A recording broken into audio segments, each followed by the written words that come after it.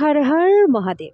Hello friends, আজকে আমি তোমাদেরকে বলবো পৌষ পূর্ণিমা তিথি কবে শুরু হবে। বন্ধুরা, পৌষ পূর্ণিমা তিথি শুরু হবে 13ই জানুয়ারি এবং এই দিন থেকে কিন্তু মহাকুম্ভেরও আরম্ভ হয়ে যাচ্ছে। বন্ধুরা, আমাদের ধর্মীয় বিশ্বাস আছে যে পূর্ণিমা তিথিতে যদি আমরা ভগবান বিষ্ণু এবং মা লক্ষ্মীর পুজো করি তাহলে কিন্তু সংসারে সুখ শান্তি সমৃদ্ধি বৃদ্ধি পায় এবং আর্থিক সংকট থেকেও মুক্তি পাওয়া যায়। তোমরা তোমাদের জীবনকে সুখী করতে বিশেষ একটা উপায় করবে, যেটাতে তোমাদের জীবনে কিন্তু ধনসম্পদের সমস্যা থাকবে না। তো আজকে সেই বিশেষ উপায়টাই আমি তোমাদেরকে বলবো।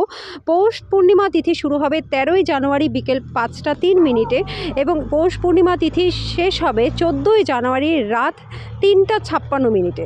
বন্ধুরা, এই দিন যদি তোমরা মা লক্ষ্মীকে মিশ্রি দিয়ে ক্ষীর বানিয়ে মা লক্ষ্মীকে প্রসাদ নিবেদন করো, দেখবে তোমাদের জীবনে কিন্তু আর্থিক কোনো সমস্যা থাকবে না।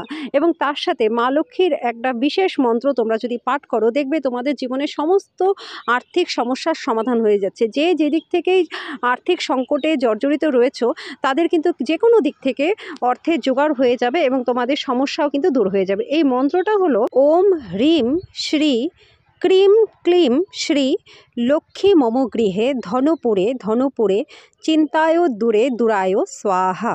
কমল বীজের মালা দিয়ে এই মন্ত্রটা তোমরা 108 বার জপ করবে বন্ধুরা, পৌষ পূর্ণিমার দিন মা লক্ষ্মীকে ক্ষীরের প্রসাদ নিবেদন করার পরে।